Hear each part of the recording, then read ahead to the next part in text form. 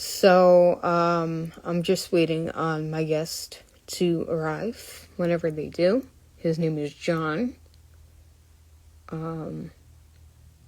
John is awesome. I cannot wait to talk to John. There's a lot going on today with this interview. I am stoked for it. I cannot wait. I have Storyteller by David Grohl. I didn't read it yet. I have close to 100 books I haven't even read yet. And my guest is here right now, but I'm very Instagram illiterate, so I do not know how to add you. So if I could try. Hold on a minute. I think I could do it. Wait. No. Request. I think it's only by request. I don't know. How do I do this? I'm, Instagram illiterate. I need help. Let me see if I can add people. Oh, hold on. Wait a minute. No, that's invite to join. Yes.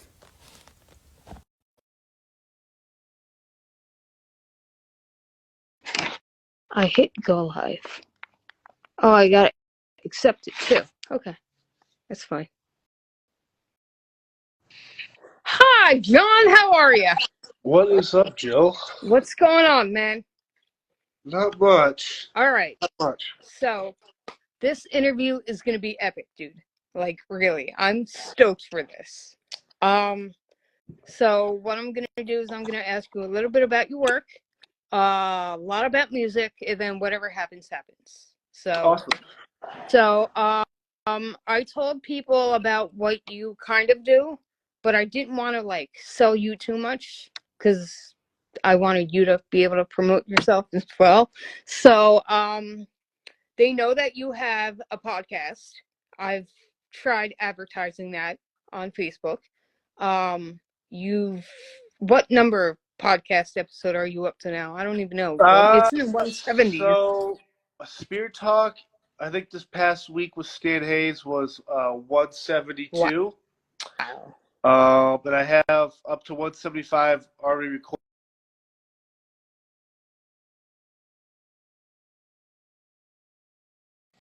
That's crazy. So before we get into it, I just want to show you that I have some OG Spear Talk here. I have this. Oh, yeah. I have this. I have your deck of cards that I didn't even open yet. Awesome. I have the OG first Christmas ornament. Yep. I have this pin that matches the deck of cards. And I have the original one of these, too. Awesome. And I'm wearing one of my favorite ones, because I love the 3/4 sleeve ones. Well, you've been there since the beginning, so I appreciate that. Yeah, no worries, man. And then I have this one. Oh, hell yeah. With the Spear the Truth in the back. So, this guy has, oh my God, I can't even begin to tell you. So, let's dive into it with work. So you were a member of the Secret Service. Yeah, so I went to military college, did all the Navy ROTC stuff, and then from 2008 to 2014, I was in the Secret Service under Obama. Okay. And then in 2014 until now, back in 2012, I met my now CEO partner in the security firm. So in 2014, after I was kind of burnt out from the politics of the government, I jumped into private, and I've been doing that ever since. Okay, so my next question to you is, after going to military college and joining the Secret Service, what made you want to be a member of the Secret Service? Was it you sought adventure, thrill? Yeah, no, it's a good question. It's one of those things where I I've always wanted to do like the law enforcement stuff. I mean, I Okay. wanted to do military. I wanted to be on a submarine, but with my dad getting sick, if I got deployed, I Right. wanted to be home for my mom and sister. Right. So I that get it. kind of went out. That kind of went out the window there. But I've always wanted to serve, and I've also grew up watching all the '80s and '90s action movies, Lethal Weapon, and all that stuff. So RoboCop, and I've always loved law enforcement. So I kind of put my eggs in the basket, starting halfway through sophomore year, and then junior year, one of my friends who graduated the year prior was doing motorcade stuff in DC, leading the motorcade units and stuff, which he loved, and said, "Hey, John, put all your eggs in the basket. I think this is the right avenue for you." Because at the time, I was thinking Secret Service, DEA, ATF, whatever, some door kicking bullshit job there was, right? Right. Yeah. And so I put my eggs in the Secret Service basket. That whole process took over a year. Polygraph, background, psych eval, all this type of stuff. And then when I finally conditionally got in, you have to spend 3 to 4 months in Georgia training under the Department of Homeland Security. And then if you graduate that, then you go up to Beltsville, Maryland, which is the training spot for Secret Service. That's another 3 to 4 months of obviously more specific towards that shooting, driving, surviving helicopter crashes, rope lines, all the crazy stuff you would assume happens with that job. You have to pass and beat all that stuff. So, yeah, it was. I don't know. Sometimes I just talked to a bunch of people the other day, 2 kids actually, who wanted to go to the Secret Service, and especially with everything going on and how standards have actually been lowered and there's some bullshit going on everywhere. I told them like they really want to do it. I was like, hey, if you firmly believe in what you're doing, put your faith and trust in what you want to accomplish, and you'll get there. But just know that specific job is. I've known more friends that have suffered from alcoholism, divorce, separation, craziness, just because it's you have to dedicate your life to that. You're not only willing to die for that, but you have to dedicate all these. So I've missed weddings and funerals and birthdays and births and stuff like that. So I'm just kind of like, I made that decision. And if you firmly believe in your heart that you want to live that way of life and do that, then I think it's for you. And yeah, I don't I don't miss the politics per se. I miss some of the friends. And the training is obviously served me well still to this day. But yeah, it's a lot of times a thankless job. I went through a divorce at the time, and I was drinking way too much when I could, and then I had to kind of hit that reset button to jump into private, which thankfully kind of pulled me out of that mental headspace. Well, actually, I'm really glad that you pulled out of it, man, because a lot of people don't these days, and it's tougher. It's tougher as you get older to realize, like, your life is worth more than you think it is. Just because one of your dreams didn't go your way doesn't mean you got to throw away your entire life, you know? Yeah, it's like most people, we all know people have succumbed to that stuff, whether it's suicide or alcoholism and drug addiction and all that stuff. And so it's well, I mean, luckily I had a faith. My faith is stronger now. I have a great support system always around me. Right. When I go through that stuff, so yeah, it's one of those things where if I always say a lot of times people are like, well, we got to do intervention for this person, and we got to help out. If you're not willing to help yourself or see the damage and chaos you're controlling yourself, then how do you want me to help you? And so it's a lot of hard truths like that. But if you're willing to put the time and work into better yourself and figure out what the hell you want to do or whatever, then it's totally worth it. Exactly. My dad would always tell me, stay on your path, respect those around you, and don't expect instant gratification. Yeah. And also the other thing too, it's like growing up for me, it was just like, just be a good listener. I mean, ultimately, the less you say is more. I think more people hear you. So, yeah, no, it was fun. I'm super happy where I'm at now, obviously, but I have no regrets as pertains to my prior career. Right. Okay, so that's always a good thing. That's always a plus. You don't having regrets isn't good, but once you overcome, everything, it works out. So my next question for you is Spear Talk Security. How did that happen? Did you Yeah. So it's actually Silverspear Security. So okay, so it's a great question because I think So Silverspear Security came out of the prior company, my partner, my CEO, Chris and I at the time, when I jumped private with him, used to be called Westpac Group. A lot Okay. of the same clients, but when I jumped over, we figured a rebranding would be kind of cool, especially with my background. And so 2012-ish, we kind of put the seeds in place. In 2014, we formally launched Silverspear Security. Okay. And then when the pandemic hit, when I started the podcast, I was coming up with names. I figured Spear Talk would be a cool name just because it ties into the branch of Silverspear Security. So, yeah, it's been a wild ride. It's only getting crazier, and unfortunately, we live in a world today where active shooters and bombs and death threats and stuff. I'm in a very I never have to look for work, if that makes sense. And I have the privilege to work with great bands and artists and celebrities. So, yeah, it's been wild. It's been fun. That's awesome, though. I would love that, just to tour with bands. So I have a very, very, very strong question for you here. If you were to tour with a band that you haven't yet, who would that be? So funny story. When my first band, I always started touring with in stadiums and arenas with Nickelback, and they're a client ever since.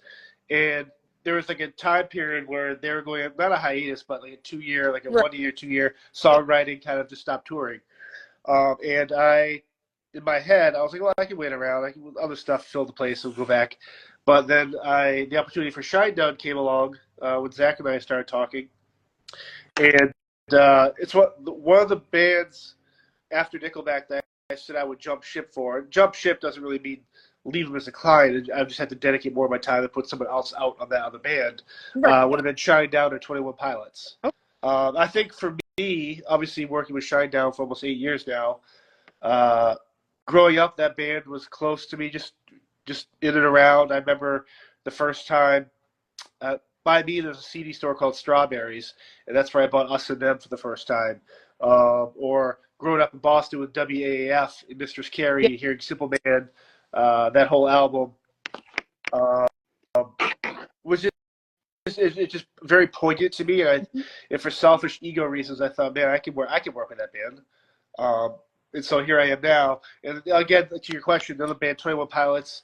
As I've got older, at least for the last 6-7 years, and definitely through the pandemic, I just fell in love with that band. Okay.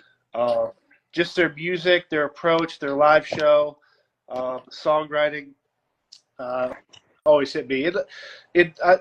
There's so many bands too that if they called, if I could do it, I would do it. I think Eminem would be super interesting. Oh my God, yeah, that was. Obviously, I worked with a super legacy band with Motley Crue. I did Def Leppard last year. So those bands will always be there if the chances. I would always take that chance to do something with them. But I think 21 Pilots for me is a band right now. I mean, Zach Bryan would be awesome. Rolling Stones, just to say it maybe. But yeah, I don't know. I mean, there's so many interesting people out there that need security, and I've obviously been privileged to work with a lot of them. And I think as long as they're good people, I don't have to agree with you politics-wise or stuff like that. But if you're a piece of shit or you're mean to kids or your fans, like I'm not gonna take a bullet for you. I'm not gonna. Maybe some of my company might, but I'm not gonna make them go out there. And I don't really need those 7 people in my life and career right now to. You're never gonna hinder me. You're not gonna slow me down. So just be a good person. Be a good whatever. Don't be perfect. Be imperfect. But that imperfection, I think, is what makes these people cool to be around because they wear it on their sleeves. And yeah, it's 21 Pilots, I think, would be another band that I would jump at the chance to work with. Okay, that's awesome. Alka D, who's in here now, she asked a question a while ago, but I didn't want to interrupt you. She asked, and it's a good question, is the security system different in different countries than it is in America? Yeah, so one of the things I always have to do every year or 2 years or 3 years based on the licenses, you have to do in-service training, whether it's firearm, certifications, Simple stuff is crowd management certs, CPR, that type of stuff. You always have to maintain that stuff. And when you start traveling international, different laws obviously dictate if you can carry a firearm to that country. Certain procedures like hands-on, hands-off policies with people. So it's very. It doesn't really the mindset for me doesn't really change. Where it gets difficult is if you're in some countries where the language barriers a little bit different, or their customs are a little bit different in terms of how stuff's done with searches and stuff like that. But ultimately, you kind of do your thing, and you don't have to really worry about that per se. Yeah, I mean, the language barrier is probably the toughest thing. Right. And then obviously in some places in Europe, if you watch the news 5-6 years ago when they started these open border stuff like Germany, Czechoslovakia, Poland, a lot of these countries over there had an influx of migrants, legal, illegal, whatever it was, and there's a lot of issues. And sometimes a lot of these countries now, when it comes to advancing these shows, you have to do a lot of stuff, not only with the local security, but law enforcement and military as well, because some of these protests will pop off and stuff like that. Like you have to, it's a much bigger thing now in some of these markets. Almost like you would treat a threat in Wyoming different than you would in New York City, Madison Square Garden. It's still a threat, but there's different people in place in your circle that can help you mitigate that. So if that makes sense. Yeah, okay. Now, is there a standard procedure for like each band? Like you can't really interact with the band, you can't get pictures with the band. No, so there's a lot of artists out there, I'm not going to name or whatever, that like the separation of church and state between crew and themselves. Right. And I get the idea of it, and if it works for the band, great. If the crew understands it, great. Like I'm not going to get, if it works for you guys, you've been touring for 30 years, so be it. My role when it comes to touring, because I am so close to the band, I'm a party.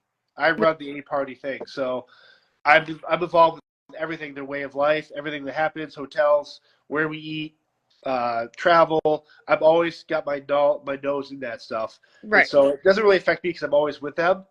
I also, again, to my earlier point, we're family out there. Like I'm able to separate, like, hey, we're friends, we love you, but I still got to do my job. Right. And so I'll never let that get in the way of between what we have as a group together.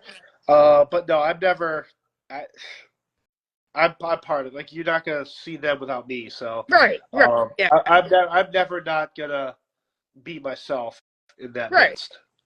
Okay. All right. That's cool. I get it. Hemi Chick has a question for you. She asked, have you been with Guns N' Roses? I have not. Okay. I mean, I don't know. I mean, I guess obviously they're a mega legacy band. It'd be cool for the resume, but I'm also at the point of my career now where my resume is pretty stacked already, and I'm just right now I'm chasing happiness and what's best for the company. So I don't really. It'd be cool if they needed my help. I'd say yes, I could do it. You get 120% of what I'm going to give you, but I'm not going to actively go out there and start chasing bands. Right. No, I understand that. So my next question is still related to your company, Silverspear Security. Now I saw a post a while back that you're going to be training people in December. Yes. So what are you looking for? Yeah. So elaborate. I recently just became an instructor for the state of Florida. Oh, nice. So I'll be able to start doing licenses and stuff for people who become security guards and stuff. And if you get a security guard license in Florida, it's reciprocal to, like, I think 23 or 32 other states. I think 32 other states to work security and stuff like that. So the class in December, my partner and I built this bodyguard course.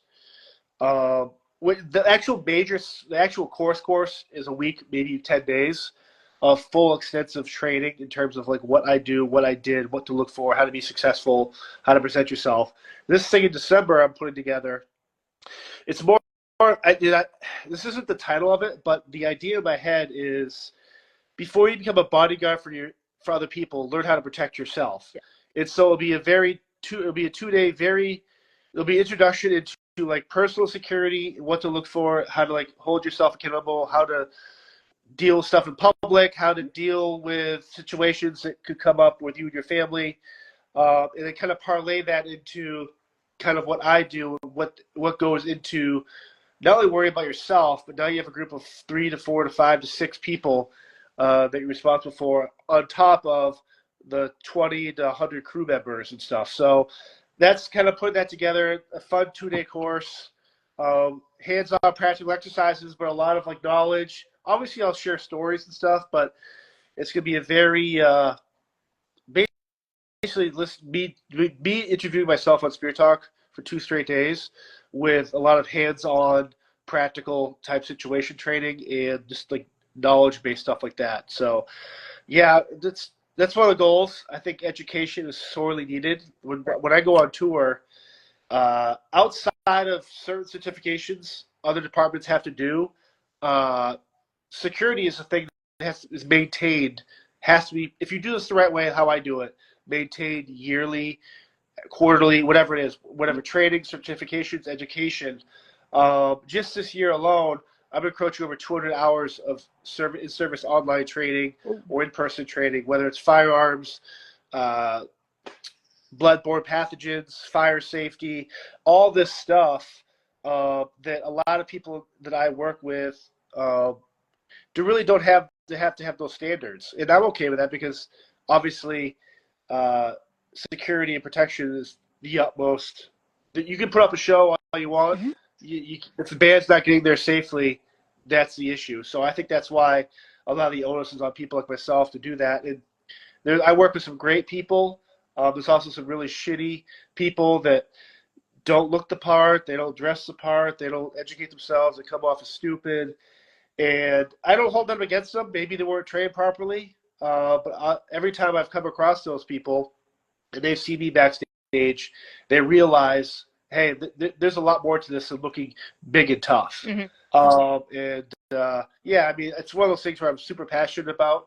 I think this security industry, at least for me, has been contaminated by a lot of shitheads, right, and people that just want to tour the world and not take it seriously, and they'll underbid or they'll just take gigs just to take gigs, where that's not how I am. So right. I have a standard I like to hold myself and the people I work with and the company, mm-hmm. and I think more people should start doing that as well. I agree with that one.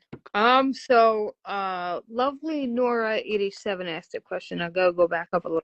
I believe this was geared towards you because she knows what I read. It's, what are your favorite books to read on your off days? Favorite books to read on my off days is probably whatever book is I have to read for a Spear Talk guest. Okay. One of the things with the podcast, and you're going to slowly start realizing, because obviously you know me and you've obviously researched mm-hmm. and followed me for a while, but when you have other guests, if they've written books or done movies or played sports, you're going to want to research that. So for me, a lot of my guests, no matter what the background is, has been writing books or they put a book out. So I actually have to read those books just so I don't come off as a complete asshole on the podcast. So I read a lot of that stuff. I mean, for me, my selfish joy for reading is a lot now comic books and graphic novels. Right, yeah. You can throw them in your bunk, and we train them on the bunk. Hey, read this one, read that one. So that's a fun, kind of cool thing. But a lot of the books I read are books for upcoming guests. All right, I have to ask now because you did interview this person, and you know I'm such a fan of them. So I got to ask if you had to research them. Steve Carlson. No, I mean, I've obviously through Slapshot, and I played hockey when I was younger and through high school. And so, like, growing up, Slapshot was always. Oh my God. I love the Hanson brothers. So I got to meet him. I invited him out to a show in 2014 out with Nickelback in Daughtry, I believe. Mm-hmm. And he was the coolest guy. Him and his wife are amazing. And so I didn't really have to research much about him because he's also out there. I want to talk about not just the movie, but life and hockey and current sports situation today. And I know he's recently gone through some cancer battles and stuff, and he's on the mend and stuff like that. But he's one of the truest, most real, just an awesome human being. His wife's great. Yeah, he's great. I'm gonna have him on the podcast again soon too. Oh my God. I'm so jealous. I am a huge fan of Slapshot. That's one of my favorite sports movies. Oh, it's the best. I love that movie. All right, so Shinedown Girl 74 has a very interesting question and a very serious question at that. Her question is, what do you have to say about the school shooting here, because she lives in Georgia, by her in Georgia that happened this week?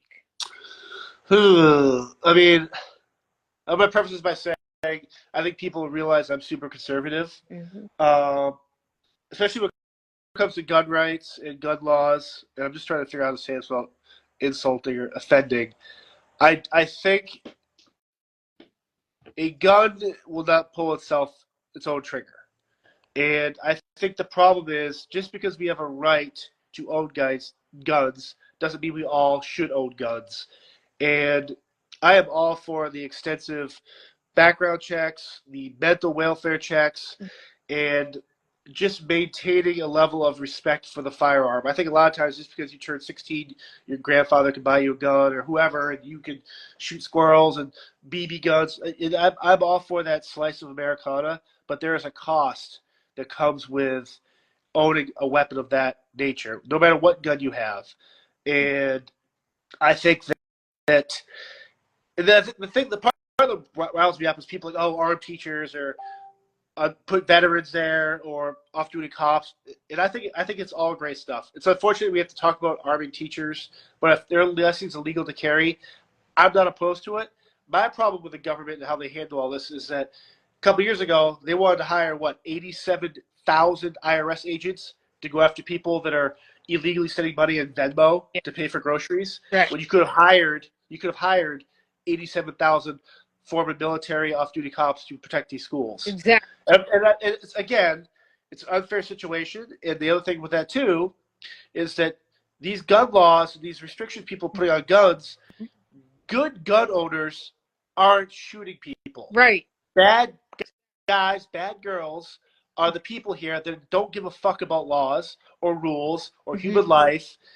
And it takes a seriously deranged motherfucker to walk into a school and pull a trigger and shoot kids. And so you.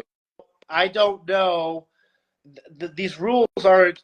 It's so easy when people go on X or Instagram or whatever. Oh, fuck conservatives. Republicans hate kids. And it's like it's just that's all nonsense. Bad people will do inherently always bad things. We can't read minds. We can see the signs, which again back to mental health and stuff like that. I mean, the FBI do the last couple of active shooters. So at what point can you stop stuff or not stop stuff? So it's just, I don't know. The whole thing is super frustrating. I agree. I totally agree with that. And my daughter, when she goes to school, she has these color safety, like one drill, you got to hide under your desk and lock the front door. Like that didn't exist when we were in school.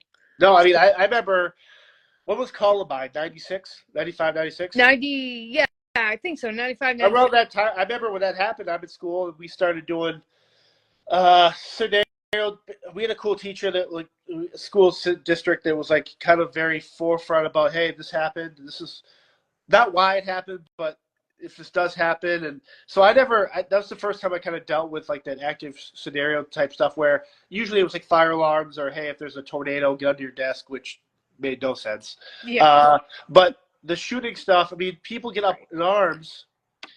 It's one of those things where it's like, it sucks to say this, but it's going to happen. It could happen. It does happen. It's like, unless we can freeze time and stop all bad people from doing bad things, we also have a responsibility as good people to look for the signs and tell someone, hey, this person's a little off, or this something off. Like my spider sense is telling me something's different. It's like, we do what we can, and it's unfortunate these kids have to grow up losing their classmates. These parents have to bury their children, and it's a tragedy. And I just think it gets so political and hot button issued on social media that no one gives a fuck 2 days later.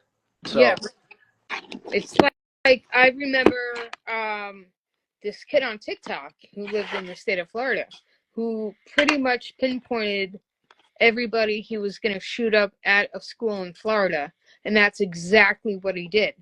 And I'm just like, what is wrong with this kid? Like, what the fuck did his parents do, or what was he thinking? Like, why would he want to do that What is so bad in somebody's life that they have to be willing to go to a school and not give a fuck who they kill? Yeah. I don't get it. So, Heimlich, Chick 23, where do kids get the guns? I mean, again, there's onus on parents for not properly securing their firearms.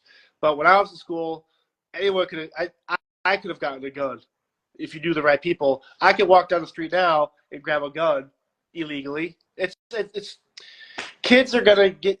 There is an age group, and I don't know.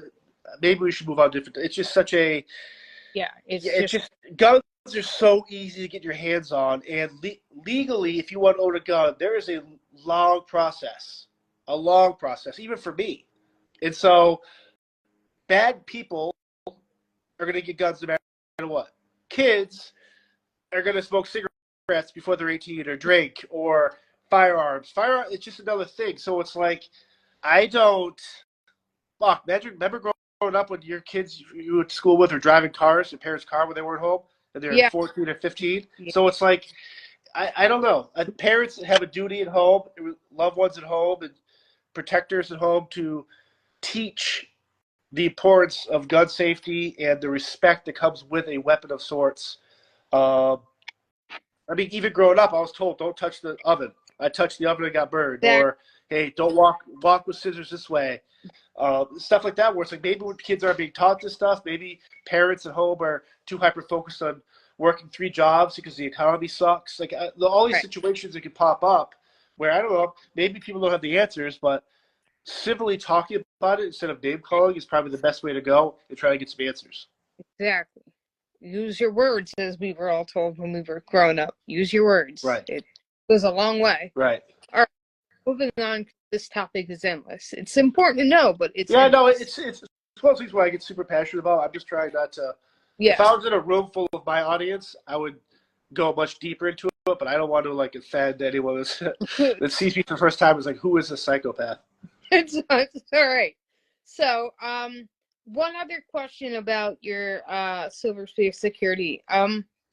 Now, do you have to be registered with said state, or does your fingerprint roll over from state to state once you register? So my licenses carry over in different states. There's certain stuff I have to carry, like license to carry, CCW stuff. If I was doing like an event security in, say, Wyoming, I would need that specific license. But because of the company and obviously what I carry, I'm not there for bodyguard is a lot different than just a typical event security. Right. So for me, I have to have certain licenses just so I can get covered by my insurances. Okay. And be licensed and bonded legally. Because I carry, anywhere I carry anywhere $2.5–3 million bond with me. God forbid something happens or that type of stuff. So those are all little things you have to be mindful of and be careful that because the states, if they want to, can come after you if you're not properly licensed and insured. No, I definitely hear that, and that's a good thing that they come after you because that shows they care. I agree with what Jersey Girl Lori just said. You could read her comment. You're my favorite psychopath? You are all of our favorite psychopaths. Yeah, for sure. For sure. All right. Do you have any questions for me? I don't care what it is. I'll answer them. How often do you go through that stack of paper towels behind you? Oh, very often. I actually have a box that's full of open paper towels. So after I'm done with that box, I'm always refilling. And so the reason I asked that, I'm the same way. I don't know why I go through paper towels so much. It just seems like I always, anytime I do dishes or there's something wet, I'm always grabbing and not realizing it. I could just use a dish rag or a towel cloth. It's just, I go through paper towels more than probably anything in the house. Yeah. It's crazy. I do it for everything. I blow my nose with the paper towel, although I should have used tissues. Yeah. What are your goals with the podcast?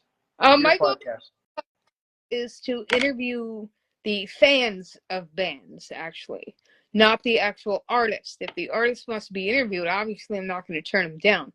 But at the same time, it gives everybody, not just the artist, but their fans a chance to be heard, and how they became a fan of their music, how they became a fan of the song. If there's an emotional attachment to a song that they want to talk about, I would give them my undivided attention and let them speak, let them get it out. Maybe it could help them heal mentally somehow, Yeah. you know? What's the last song you heard that made you cry? Time Won't Let Me Go by the Brink. Huh. Yeah. I actually heard that earlier because today is my dad's birthday and he would have been 64. So Yep. it just, just reminiscing about what could have been, what should have, but what didn't, and it just gets to you. So Yeah. it's a really good song. The Sun and Moon is an amazing album. Believe is another one off that album, which is a really good song. Right. Yeah. So I just dive right into music. So go ahead. Awesome. Any other questions or whatever? I don't care. What do you think of Linkin Park with Dead Sarah singer? Ignore a phone call. Sorry about that. What's up? What do you think of the Linkin Park announcement? Um, I can't really say because I haven't heard new material. I'm excited for her in the sense that if she didn't gain the fame that she deserves, then here's her opportunity to gain fame with a band that's been around for 20 years. There is a lot of history with that band alone. I'm excited for her. I really am. A lot of people are on the fence with it just because Chester had a distinctive voice. But, some bands need to make a living somehow. Look at Queen with Adam Lambert. And, they tried other singers. Paul Rodgers of Bad Company was the singer for Queen. Yep. So, bands have to make money regardless. Led Zeppelin did that with pop-up tours. Obviously, they were none in the States. But John Bonham's son, Jason Bonham, filled in. So, AC/DC made it work. So, I mean, it's a new era. It's different. I like it. Exactly. So, whatever happens, happens. I hope nothing but the best for her. I really do. I hope that this is a new and improved Linkin Park. Not that the Linkin Park themselves need improvement much because they're all talented, but it gives a new perspective, whether it be a male singer, female singer, or both. Just like the band Lacuna Coil, they have two singers, one male, one female, and it's awesome. So, I haven't heard anything new yet. I know there's new material. I haven't been able to listen to it just yet, but I definitely will be diving into that. Is there I know you read a lot of the autobiography stuff for musicians. Is there a autobiography that hasn't been made yet that you'd love to read by a certain artist? Oh my God, John, that's a good question, man.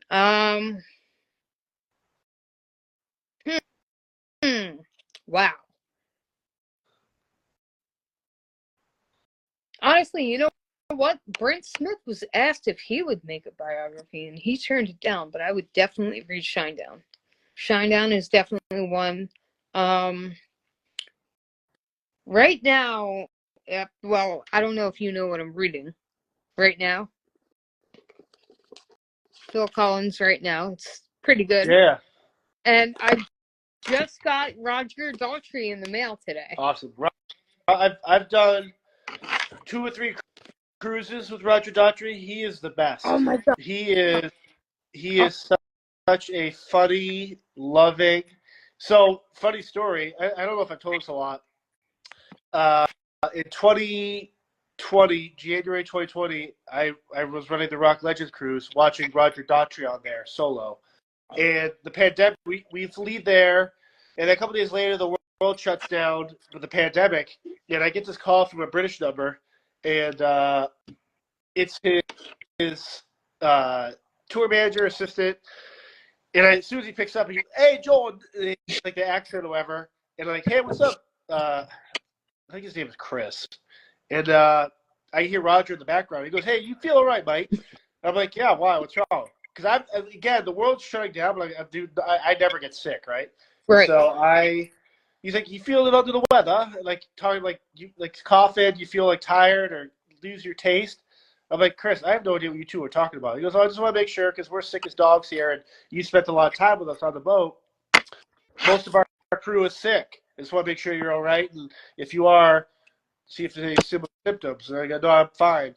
And yeah, he's a just a very genuine for the amount of legacy that guy has and the history that guy has in rock and roll in general is so insane. But he's such a down to earth, witty, smart, still sounds amazing, still looks good shirtless, still twirls the mic, and it's just like what a rad dude, super rad. I think that's so kind of him to actually, take. Yeah, I was just like, who is this? Hello, John, it's me, Chris. I'm like, dude, what? Oh shit, yeah, just such a great camp. That's awesome, though. That's really cool. Oh my god. So I know your favorite Shinedown song. I don't know if you would want to tell everybody what it is. I know it because you've said it in your past interview. Not interviews. What's my favorite song? Huh? What's my favorite Shinedown song? Black Cadillac. Yep, it is. Yeah. Remember you said that. Followed by How Do You Love? After that, it always changes. Right. But those are my first two. Those are my first two always. All right. So for these listeners and followers who don't know, this man went live on Instagram and got kicked off multiple times in one night. But he would, oh my God, this man kept everyone sane during the pandemic. I drank a lot. Yeah, you did. And I obviously don't regret it. I mean, I did it in moderation. I would only drink on the nights for the week. But yeah, there was a couple of months where we're talking 8 to 12 hours of just nonstop drinking and partying and dressing up. And in hindsight, I wish I had done it better because you look at some of these assholes on Instagram now or TikTok who are making hundreds of thousands of dollars just acting like crazy people. I was doing that twice a week just with you guys. It was I still get messages from a lot of people saying, hey, I helped them or you took us through a dark time. And it's, yeah, it was a lot of fun. I wish it never had to happen, but we all got through it, I guess. If I could play a part in that, I think that's okay by me. Honestly, man, I don't know how you kept it up for so long, but it was fun. It was really fun. Yeah, I mean, what's wild is obviously a lot of vodka Red Bull, but yeah, people be like, hey, are you on Adderall? Like, are you doing, like, what are you on? Because you are fucking insane. I'm pent up. I'm sad the world shut down. I'm angry. I'm mad. I'm sad. I just want to get the fuck out of this house and do my thing. But if I'm going to be trapped in here, I'm going to fucking be loud as fuck. So, yeah, I mean, my old Instagram.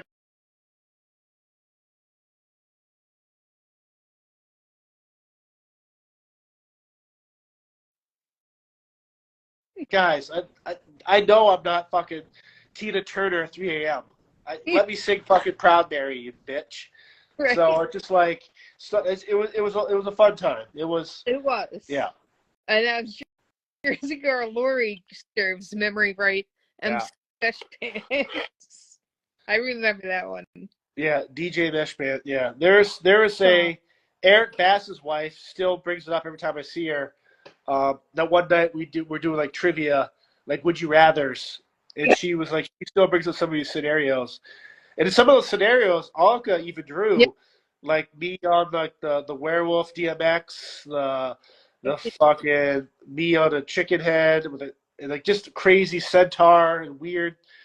It was a lot of fun. It was a cool creative outlet. I think it brought a lot of people together. Yeah, it definitely did. It definitely did. And I remember the one song that you dedicated to me. I don't know if you remember, but you dedicated a feeling. Oh, God. You incorporated my full name in it. I don't know if Damn. you remember. A lot of that stuff's a blur. Yes, Alka, I still have all that artwork. Because the Night by Patty. Oh, yeah, Pat, yeah. Yeah, that one. Because the light. Yeah, God, some good times.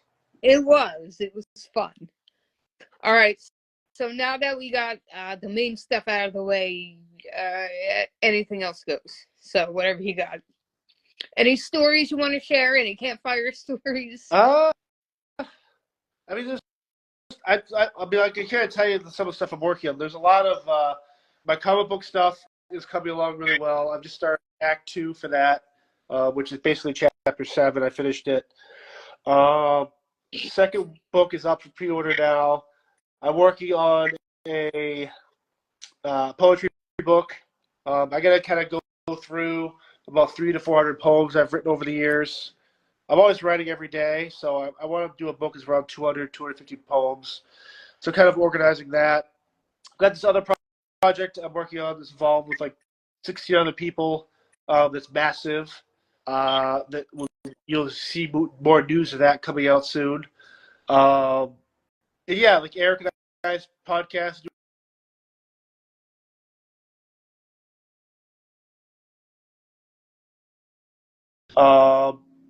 Just kind of figure out how we want to present that, keep it as true as what the show is, but add all the elements that kind of make us happy. And I think that would fully engage people that attend. But yeah, I'm just staying busy. Work. I got some more Motley Crue shows end of the month. And then, yeah, just kind of relaxing.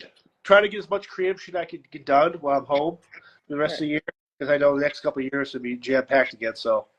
You got ELO coming up, from what I hear. Yeah, so I have one of my guys out there on ELO right now, so that's going great. I've got a couple of guys on Bailey Zimmerman. Nickelback just ended. Shinedown's basically done for the year. Still got a couple of guys on Motley Crue with me, and then yeah, just a bunch of cool stuff happening. So it's fun. I have no complaints about life right now. Yeah, just trying to stay busy, sane, all that. Trying to be sane, man. I mean, that's the toughest job, man. Really. Right. But that's awesome. Like you're doing. I don't even know how you find time in 24-hour period to do everything. It's a lot of just kind of. I think sometimes when I get to my office and sit down at a desk, it's very scatterbrained in terms of what notes I have out or what I'm doing. Right.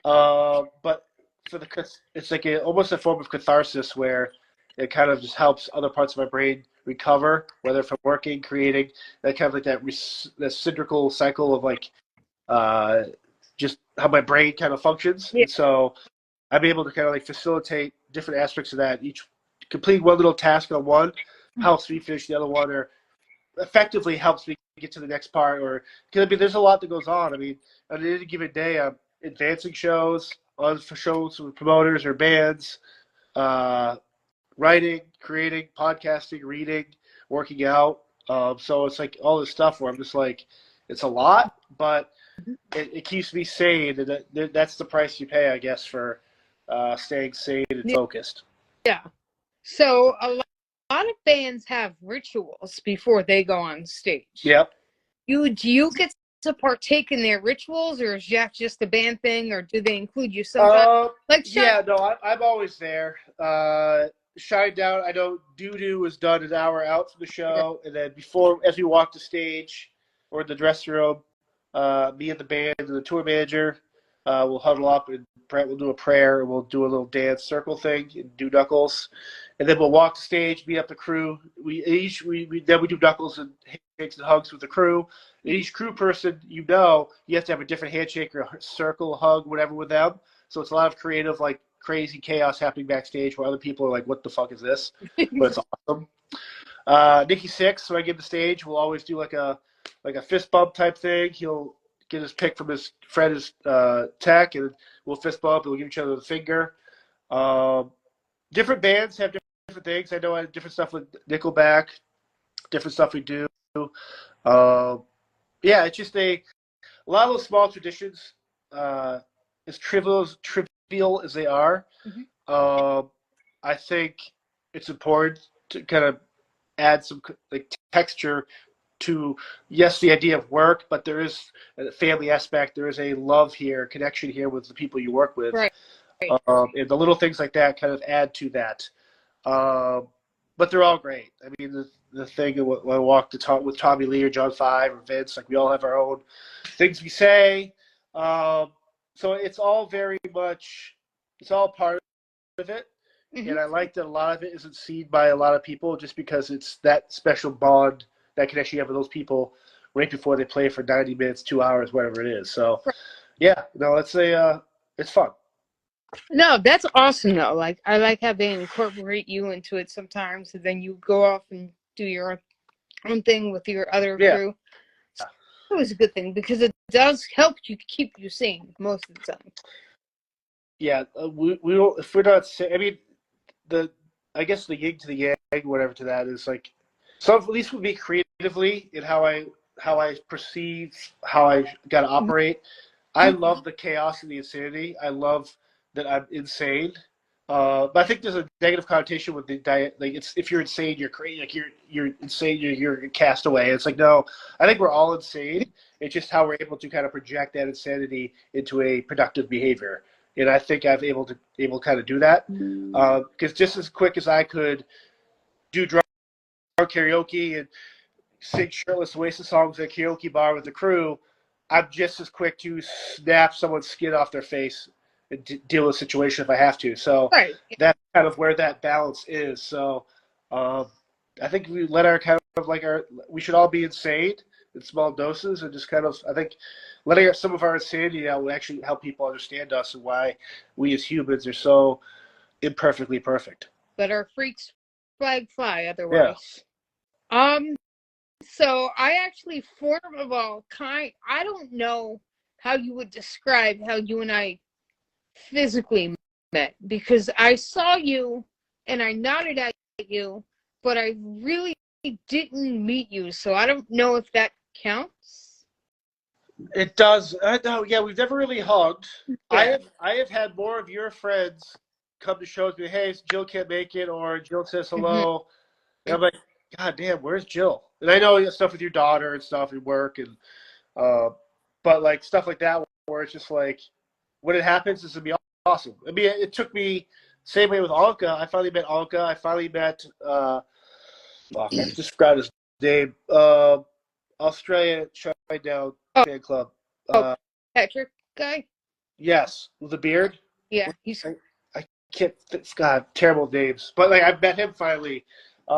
People like that. So it's like when you finally meet these people you've associated with or spoken with or interacted with online, it's kind of cool to actually physically put like an emotion behind like what we've been through. Yeah, Patrick. Yes. So there's a reason why I didn't want to walk up to you because you were still working technically. And I remember Sanjay was on the other side of the bar. Barry was sitting down in a booth. Zach was way over by the casino stairs. And then Sparky was behind you. So, like, I didn't want to be in, like, your hindsight and block anybody if you had an issue. A lot of people have said I look very, they use the word intimidating.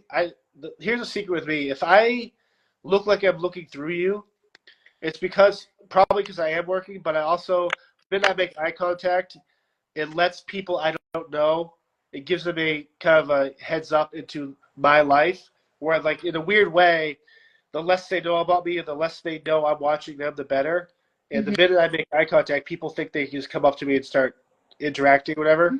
Or so then people just yell my name, like, well, I didn't want to bother you because you're working. And while I appreciate that, I do hear everything.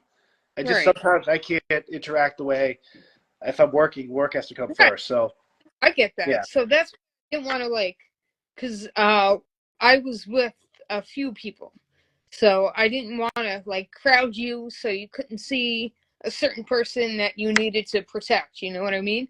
Right. Ben Bruce came down too. That was cool. I don't know if you had to watch over him too, but that was cool. No, he's a good kid. He's happy now too. So no, yeah, just like I mean that night too. I mean I think I went to the ocean that morning. That morning because we had 2 days off there. I was up until like 8 a.m. Yeah. I went to the ocean with a couple of the crew guys, Steve Hupkowitz.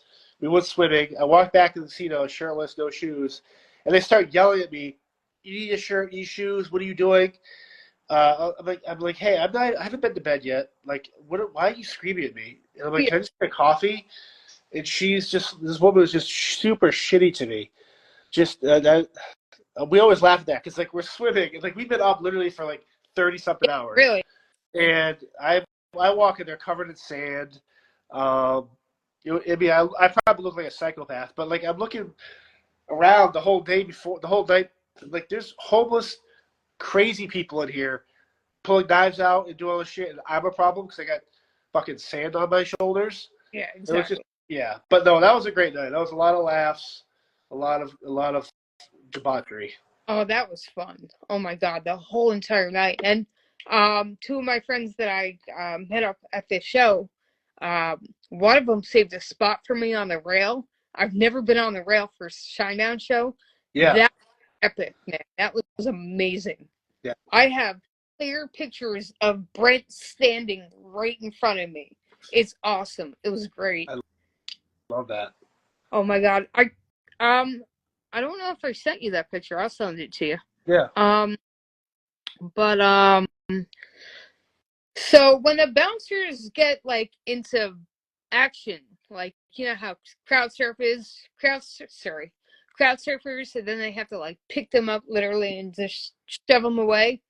Have you ever had to do that? Because I know you're not like security for the venue. So You're strictly I mean, I've never actually had to be. I've been a security aspect in terms of like three or four of us in like a red carpet event type thing. hmm And but I've never had to like be in there and collecting people. Now I've had to do it before, helping out local security who doesn't know what they're doing or um, type stuff. Make sure the fans aren't hitting their heads on the guardrails, or if they're drunk, how to safely get them over the barricade, type stuff. But like I don't. There's some really professional teams out there, festivals that do that stuff year round, and there's some really good people. I mean, there's also some really shitty people, but that gig, uh, you have to be very receptive and read the room very well in terms of what a situation could come from, what situation is currently happening, and just be a good person. Be personable. Don't be standoffish. Be alert. Be attentive. And honestly, to be really successful in this business, you have to be somewhat Yeah. healthy. I mean, just being a big lummox doesn't really do much if you can't walk or jump over a barricade or stand on your feet for 18 hours a day. So, yeah, those men and women that do that stuff, super thankless job. I'm glad they're there to do it and ultimately make sure the fans can enter the venue and leave the venue safely and partake in whatever the events are during the show. So, yeah, my hat's off to Yeah. those. So I just gotta let you know that me and Lori, after we left the bar, we slept in the same bed. So I slept with Lori. I'm super excited about it. I love that woman like a second mother. Yeah, she's the best. She's also got a great podcast too. Yes, she does actually. I would I would love to have her on my podcast. She is like she's like an Italian version of Aaron Brockovich. Yeah, I love her. Maybe just as crass. Oh man, yeah. Oh my goodness, just a lot of awesome stuff going on with you, John. Really, like I couldn't even begin to start telling everyone your line of work. Yeah, it's a lot, but you know what? If it brings joy to people and stuff like that, then that's. I mean, a lot of that stuff. I think selfishly, I chase my own joy. I think we all should. But doing that allows other people to be happy or feel safe or become creative and just be themselves, then I'm all for it too. Yeah, So, but what you're doing here is awesome. I'm glad you're doing this. Yeah, so it's like I told you before, like doing a podcast there's so much work that goes into it. It becomes a full-time job if you start taking it super yeah, seriously. And I think someone like you, you can be hyper-focused on this. It's another avenue to help you kind of break up like dealing with your daughter, bullshit work hours. Like it's one of those things where if you do it the right way, it can actually separate some of the angst of life and just have fun with it, talk to people. Because you really don't. I mean, I don't. You already knew enough about me where this can come off as super genuine, which the whole thing has, and that's the secret to a good podcast. Where if you don't know the person, you have to come off as you make this the most welcoming, heartwarming type thing as you can. Right. And obviously you'll get the right guests on here you can do that with. But you just being you is what sells the podcast, because people tune in every week. They might every now and then dip out, but they like a new guest. But ultimately, the show only happens with you as the host. Yeah. And so you have to start valuing yourself as that type of person, where you are the reason why people watch your show. So. And I'm gonna try my best. I mean, I appreciate all the advice that you've given me, because you're a successful podcast host yourself.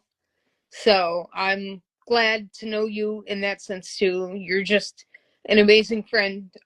You encourage people, give great advice, and like it's great. When I asked you the first time, I didn't expect an instant answer like I got it. Then you said sure. I'm like, oh my god, this is gonna be cool. Yeah, I mean, there's probably a handful of people I would say yes to, and just because I am so busy with other stuff, and I've got like 5 other things to do today. But I was like, when I say yes, like I mean it. Like I genuinely care about doing this stuff, and yeah, no, it's of course. Oh yeah, definitely. I definitely appreciate your time, John. I really do. I know you're busy. I know you got, like you said, you got about 5 other things to do today. So I greatly appreciate you taking an hour away from your time to be Of course. on. So when this is done, will you save this on your Instagram? I don't even know how to do that. So once this is done, okay, you'll get a prompt. They'll say, "Hey, save this, whatever. Save this to my Instagram or whatever." That way, people that haven't watched this can keep replaying it and watching it. You can watch this again. The last time I went live on Instagram, it said save for 30 days. Can you do it for longer? Yeah, you can post it right to your page. Okay, yeah. So when I what do I do? The saving only saves if you're not going to post it. So like you did the other day, I think, on here, you can actually keep this saved onto your Instagram. Once this ends, it'll say, hey, save to Reels or save to your page. Save it to your page. That way it's on your page and anyone can go back and watch this. Okay. Yeah. I'm still new at this. Like, I have friends on Facebook that don't have Instagram that wanted to be a part of this, and I don't even know how to get this. You'll be able to put this on Instagram and then save the video off Instagram and post it to Facebook. Okay. Yeah. All right. Because I'm all new at this stuff, so I don't even know what I'm doing. So, I definitely appreciate all the advice, all the help, all the support. Yeah. And I will continue to support your podcast and what you do, and anything else you want me to support you in, just let me know and I'll post it up for you. Oh, you're the best. I appreciate that, Jill. All right, John. Well, it was good talking to you, man. Thank you again. I appreciate it so much. Yeah, we'll do it again. Yeah, definitely. Awesome. Thank you, Jill. All right. You're welcome. Have a good one, John. You too. All right. Bye.